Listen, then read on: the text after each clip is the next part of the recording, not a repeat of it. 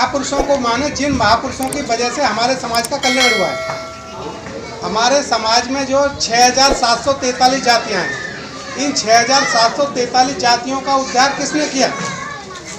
हमारे बाबा साहब ने किया। तो फिर हमें, जब बाबा साहब ने हमारा उद्धार किया, पहले हमको कोई अधिकार ही नहीं था किसी चीज़ का, तो फिर हम क्यों ना बाबा साहब की बातों को माने? आप बताइए, हमारे देश की जो महिलाएं हैं वो भी नहीं पढ़ती थी, उनको पढ़ने का अधिकार किसने दिया? सबसे पहले ज्योतिबा फूले साहब ने अधिकार दिलवाया। एक ये इस पर परिवर्तन करना है कि भाई हमें, जब हमको अधिकार बाबा साहब ने दिया तो हम बाबा साहब की बातों पर चले, बाबा साहब को माने, बाबा साहब की 22 प्रतिज्ञाओं को माने। इसी तरह से जो परिवर्तन है, हमें परिवर्तन लाना है हर क्षेत्र में।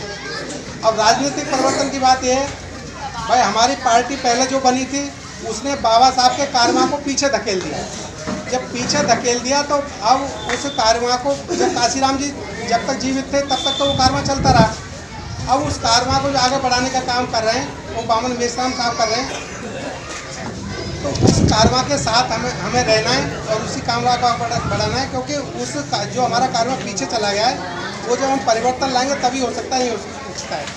तो एक मीटिंग हुई थी शिकारपुर क्षेत्र में, वहाँ पे बहन जी आई हुई थी, तब मैंने कहा था कि चमचों के चमचे चमची बनना छोड़ दो, हम तुम्हें बहुजन बनाना चाहते हैं। तो ये बहुजन का मतलब है सारी 6743 जातियों को इकट्ठा करने का ये परिवर्तन यात्रा चल रही है। तो मेरा सबसे आपसे अनुरोध है कि सब लोग एकत्रित हों और बहुजन समाज की एक आवाज़ बनाएं, और बहुजन मुक्ति पार्टी को जो बन गई है आपकी, ये ही हमारे समाज को आगे बढ़ा सकती है।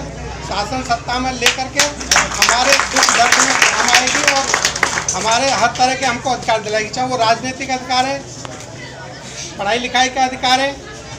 समय बहुत कम है, हमें अध्यक्ष साहब को भी सुनना है, इसलिए मैं अपनी बातों को विराम देते हुए यही कहूँगा, बहुजन एकता जिंदाबाद, बहुजन एकता जिंदाबाद, बहुजन एकता जिंदाबाद। इस कारवां को आगे बढ़ाते हुए और सब लोग इसमें साथ दें।